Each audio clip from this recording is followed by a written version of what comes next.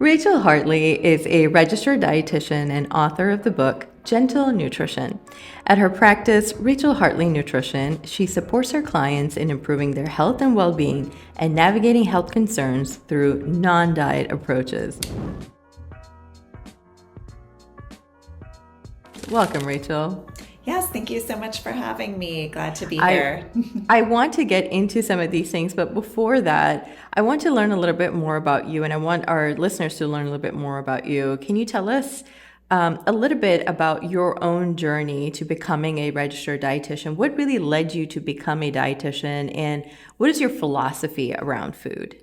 Yeah, absolutely. I'd love to share with people that I became a dietitian because I love food. Food has always been an interest of mine, something that I am excited about, whether it's trying new foods or making new recipes. That was just always a bit of a hobby or an interest. And it really was in college when I was undergrad with psychology, kind of had that very typical right before junior year experience of, oh my gosh, is this what I want to do? I don't know what I want to do with my life. And looked into nutrition as a option, as a major, and kind of learned about the career path of becoming a dietitian. That really was the beginning of leading me to where I'm at today. After entering the field, first worked in clinical and then in outpatient dietetics, eventually launched my own practice where I can really fully practice with my philosophy, with my own approach, which is very much rooted in the idea that nutrition is there to, it's a tool that we can use to improve well-being and overall wellness, that it's not, that weight isn't the basically when we focus on our well-being and our overall wellness, that's really the key to improving our physical and mental health. So it's been a long journey, but I'm so glad that I stumbled into this career path, and that I was able to shift from a more traditional weight-centric approach and find this philosophy, this approach to nutrition that really feels good. It feels right. Yeah. That's super helpful. You mentioned something there, which is in the approach that you talked about. It really incorporates what we hear about which is known as the health at every size, and also intuitive eating. Like these approaches, we hear about them, but what initially drew you to these frameworks, and how do they influence in the way that you practice as a dietitian? Yep, absolutely. It's funny. When I was working in clinical dietetics was when I first learned about intuitive eating. And I think I stumbled across like a brief article and a handout that was on the 10 principles. And it was something that really stuck with me, something that just kind of connected, pardon the pun, intuitively kind of connected with me. But no, it's funny. I practiced still. It wasn't something that I learned about and immediately changed the way that I approached nutrition. It was this kind of little thing that was like hanging out there in the background. It wasn't until I started work as a outpatient dietitian in a large medical center and started doing that ongoing counseling, working with people for long periods of time, that I began to see the very clear, faults in that weight normative, weight centric approach. I was seeing how the focus on the scale was causing people to stress so much around food and pay attention to the like minutia around nutrition instead of like the big picture patterns of their eating. I was seeing people, lose weight, regain weight. I was seeing like the weight cycling that we talk about in real time. And so that was when I started to just kind of question things a bit more and dive into intuitive eating, learn more about it, and eventually, when I left to start my own private practice, that's when I was able, because yeah, unfortunately, when you were working in some of these larger medical settings, that weight centric approach is just kind of part of the bag. And so, yeah, starting my own practice was when I was really able to integrate what I was learning about health at every size, intuitive eating into what I was doing with clients. Super helpful. I do want to go to a point of clarification, though. You mentioned the weight centric approach, right? How do you explain this difference between a weight inclusive model and this weight centric approach to new patients or providers who are really unfamiliar with health at every size? Absolutely. Yep. So, yeah, there's this myth that anti diet or health at every size or intuitive eating is also anti health or anti nutrition, but that, couldn't be further from the truth. Really, the difference between this weight normative, weight centric approach and a more weight inclusive, anti diet approach is that the focus, like the things that we're working on with clients, it's not about changing the scale. It's not looking at weight loss or weight maintenance or anything like that as the outcome or the goal of our work together.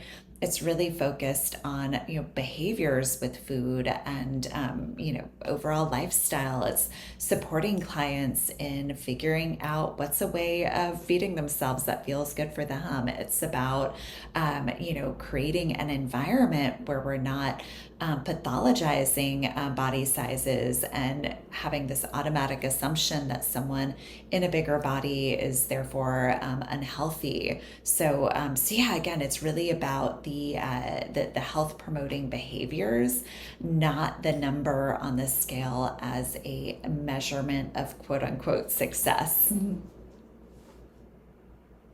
How do you challenge this usual weight focused approach in this context of nutrition therapy, especially when we start looking at some of the chronic conditions like diabetes, heart disease, IBS, even PCOS, for instance? How does all of this integrate within the health spectrum? Yep. The way that these health conditions are often approached, there's almost this underlying assumption that weight is the main factor, that the main contributing factor. There's just this yeah, kind of this automatic assumption that for somebody with diabetes, if you just wave a magic wand and could, remove a certain amount of adipose tissue and this magic weight loss wand, that all of a sudden they would be in, perfect health. And maybe there's some degree of that's what am I trying to say there, it's sorry, I'm just pausing for a second to organize my brain.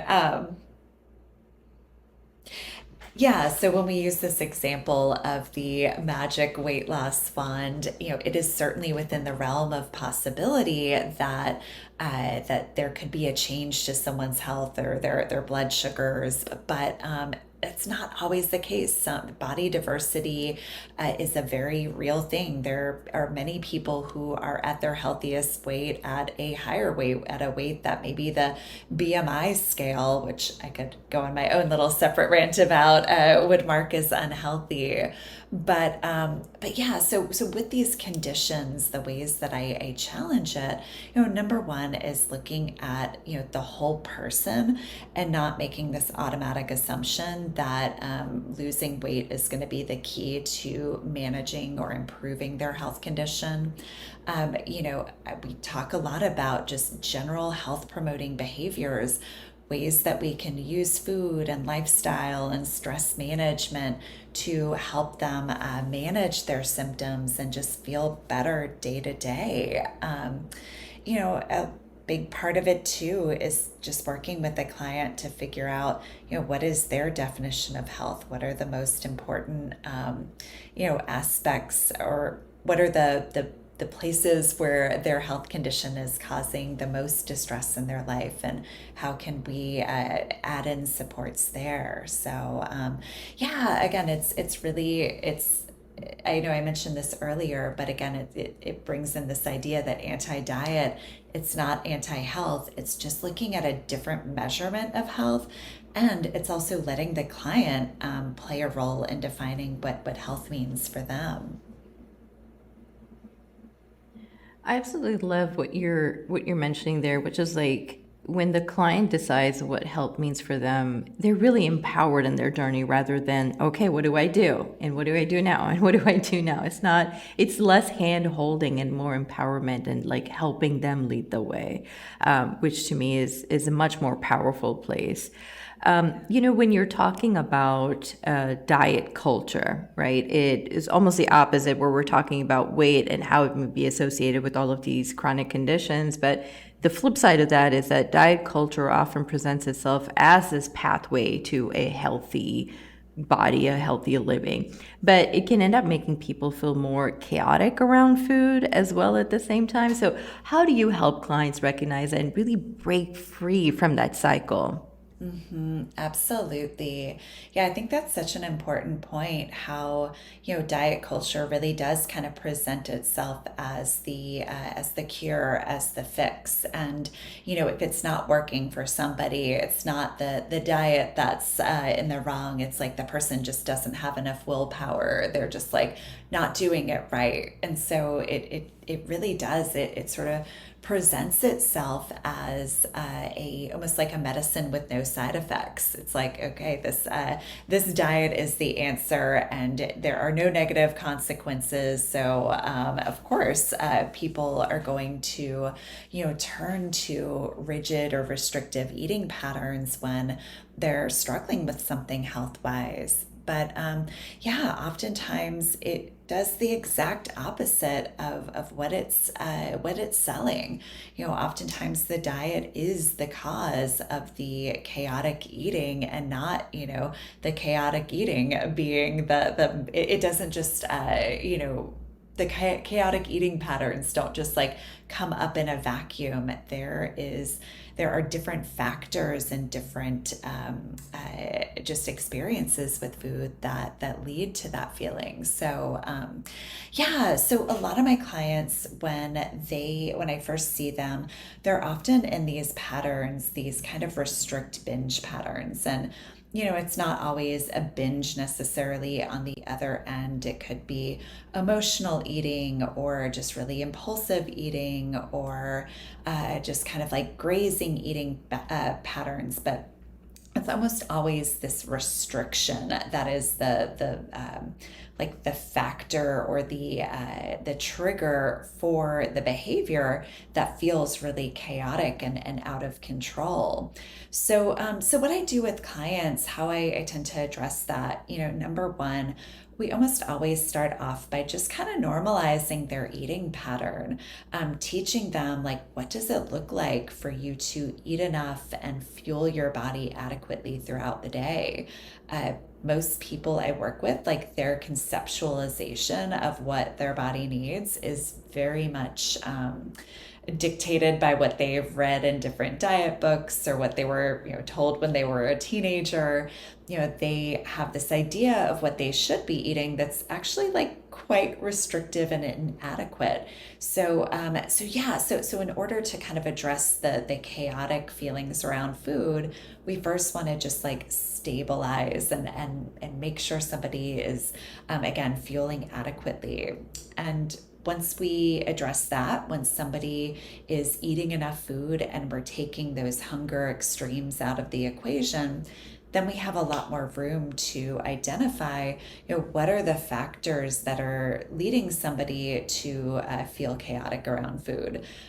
Maybe it is, let's see, like maybe it is a lot of emotional distress. Maybe there is a really difficult workplace situation where someone is constantly on high alert all day, and then they come home and they're using food as a way to numb or to cope with those anxious, on alert feelings that they're having all day long.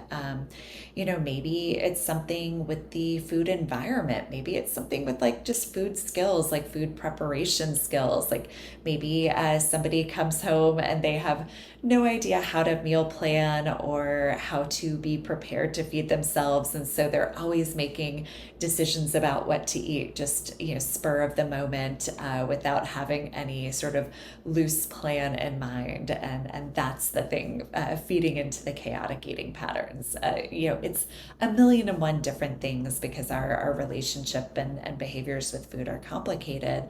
But I think unless we kind of take hunger out of the equation, or I should say extreme hunger out of the equation, it's really hard to identify what someone's like specific triggers are.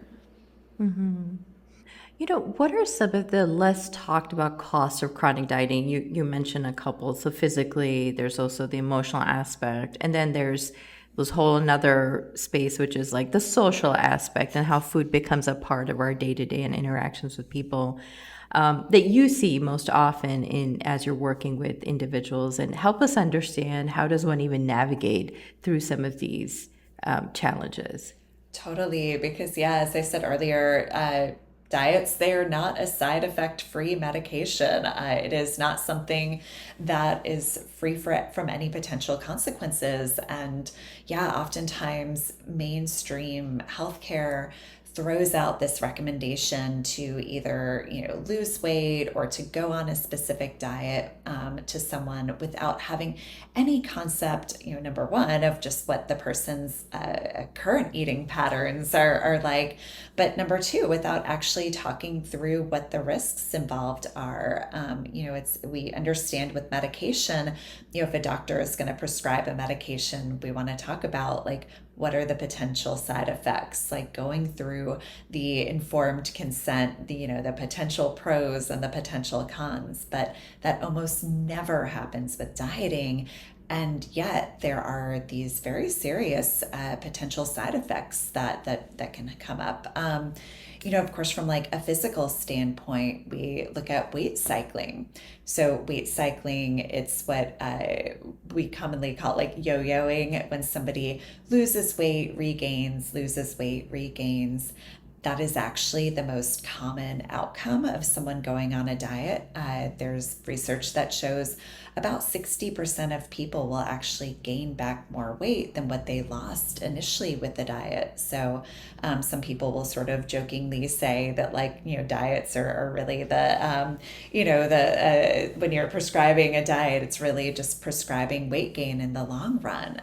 But yeah, that yo-yoing, it has an effect on our body, on our metabolism, on our metabolic health. And I don't say metabolic health meaning weight necessarily. I mean all those like internal processes in our body. So impacts like blood sugar regulation, blood pressure. Your body is adjusting to managing blood pressure for a smaller body, then a bigger body, then a smaller body, then a bigger body. We see impacts on kidney health with this. So lots of health effects of that chronic yo-yoing, that chronic weight cycling. We also see just like the side effects of undernourishment. Somebody doesn't have to look physically emaciated. They don't have to look like what most people would conceptualize as someone who's underweight to be suffering from the side effects of undernutrition. So really common to see people who have vitamin and mineral deficiencies, who are struggling with fatigue, digestive issues galore. That's probably the biggest one. One of the reasons that I started sort of specializing in IBS was because working with like so many chronic dieters, so many people with disordered eating, it was almost like impossible to not also specialize in IBS and digestive health. So lots of physical consequences. Of course, there's like the emotional consequences from restriction. Most people are familiar with hanger. That is a pretty an experience pretty much everyone has had at some point in their life. But then you extend that. Like, what do you think happens to your mood when you're chronically undernourished? We see much higher rates of depression and anxiety. And of course, the chronic sort of yo-yoing, the chronic weight cycling, it has a huge impact on one's feelings of self-esteem, of self-efficacy. So there's a lot of emotional impacts as well. Yeah, and you mentioned socially. Of course, when somebody is following a really rigid diet pattern, that has a big effect on your social life and what you're able to do. We socialize with food. That is part of how humans evolved, was to connect over food. So yeah, when somebody has a very rigid diet that they're trying to adhere to, oftentimes that means missing out on social engagements, or going to the social engagement but not actually being able to be present in an emotional sense because they're so stressed about food. For someone who's listening and has been, yo-yoing in their diet or has been part of that diet culture, where does one begin? Because conceptually, it sounds great. Intuitive eating, I should listen to my body. Sounds great, right? But where do you begin? What are some small, meaningful steps that can be taken by an individual listening to this podcast today? Yeah, absolutely. Because I sometimes will see social media messages around intuitive eating that kind of frame it as like, yeah, just listen to your body, start eating when you're hungry and stop eating when you're full. And that's lovely. And that may be helpful advice for someone who's already in touch with their body, but most people are not. And that's especially true for anyone who has a history of chronic dieting. The idea of like, just listen to my body is kind of like, hello, is anyone there? What's going on here? So, yeah, I use the analogy of getting back in touch with your body. I talk about it almost like getting back in touch or reestablishing a relationship with a friend who maybe you've lost touch with, a friend that perhaps you ghosted for a while. I mean, you'd imagine if you had a friend and they were calling you and texting you and you never responded, eventually they're going to be like, well, I'm going to stop spending my energy reaching out. And it's the same way with our body and hunger fullness cues. If you've been suppressing your appetite for a long period of time, it's almost like your body kind of stops sending out those cues, except for in those very extreme situations. So really, before trying to tune in and respond or quote unquote eat intuitively, meaning eating according to hunger and fullness cues, we want to establish a pattern of eating consistently and adequately throughout the day. That looks different for different people. Generally speaking, it means not going much longer than 3-4 hours without eating. It means trying to get a balance at your meals. So getting some fat, some protein, some carbs. Beyond that, I think that gets into much more individualized kind of territory. But yeah, it's that reestablishing a relationship with your body by feeding it adequately. It's really equivalent to just reaching out to the friend that the friend that you used to talk to, that you want to reestablish that relationship with, and you doing the work to show like, hey, I'm going to be there for you.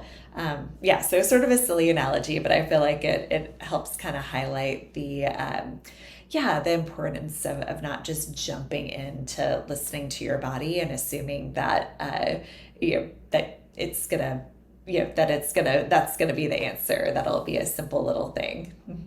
Super helpful, Rachel. With that, we are unfortunately toward the end of this episode. I would love for our listeners, before we wrap up, I would love for our listeners to know how they can connect with you and just sort of stay in touch and learn more about your work. Absolutely. So I have a ton of intuitive eating resources on my website, rachaelhartleynutrition.com. So that's a great place to explore the archives and get some more information about intuitive eating, health at every size. And yeah, I have a bunch of articles about things like diabetes and intuitive eating on there that can be helpful. I'm also, in terms of social media, I tend to be most active on Instagram. So you can connect with me at Rachael Hartley RD. And again, that's another place that I love to share resources. Super helpful, Rachel. Thank you so very much for your time. I truly, truly appreciate it. Hopefully, this was helpful to our listeners today. To our listeners, thank you for tuning in to another episode of the Yumlish podcast. Head over to our social media and tell us what you thought about this episode. Again, find this podcast post on our social media. We are at Yumlish on both Facebook, on Instagram, and find this podcast post and comment below to tell us what you thought about this episode and if there's something that you will be doing differently going forward in your health. With that, Rachel, thank you so very much for your presence on this episode today. Yes, thank you so much again for having me. Love to have the chance to chat.